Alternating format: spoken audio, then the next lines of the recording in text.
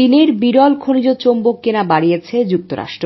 গত জুন মাসে আগের মাসের তুলনায় 7 গুণের বেশি বেড়েছে এই রপ্তানি। যুক্তরাষ্ট্র যখন চীন সহ বিশ্বের বিভিন্ন দেশের সঙ্গে শুল্ক যুদ্ধে লিপ্ত, তখন চীন থেকে তাদের বিরল খনিজ ধাতু আমদানি বৃদ্ধি কৌতূহলের জন্ম দেয়। রোববার চীনের শুল্ক প্রশাসনের প্রকাশিত তথ্য অনুযায়ী জুন মাসে যুক্তরাষ্ট্রে চীনের এই বিরল খনিজ রপ্তানি বেড়ে দাঁড়িয়েছে 353 মেট্রিক টনে, যা মে মাসের তুলনায় 660% বেশি।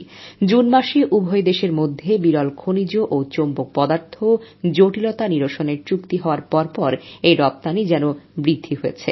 এই চুক্তির আওতায় চিপ কোম্পানি এনভিডিয়া ঘোষণা দিয়েছে তারা আবারও চীনের কাছে H20 AI চিপের বিক্রি শুরু করবে।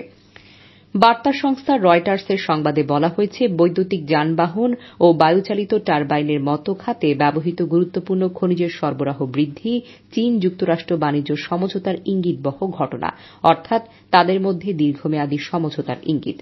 এআই বা কৃত্রিম বুদ্ধিমত্তা ভিত্তিক মূল বিষয় হল শক্তিশালী চিপ। এই চিপের মেমোরি বা প্রসেসরের প্রত্যক্ষ অংশ না থাকলেও পার্শ্ববর্তী যন্ত্রাংশ ও প্রযুক্তিতে এসব বিরল মৌল খনিজ ধাতুর ব্যবহার করছে। আধুনিক ইলেকট্রনিক যন্ত্রের কর্মদক্ষতা বাড়াতে বিরল মৌল খনিজ ধাতু অপরিহার্য। সে কারণে এই মহার্ঘ বস্তুটির উপর এখন ট্রাম্প প্রশাসনের নজর বরাবরই। চীনের কাছে আধুনিক চিপ বিক্রির শর্ত হিসেবে তারা এই বিরল খনিজের বিষয়টি যুক্ত করেছে।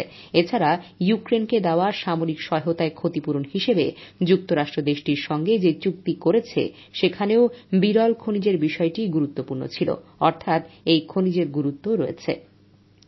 এমন আরও খবর পেতে জেড টিভিকে সাবস্ক্রাইব করে পাশেই থাকুন।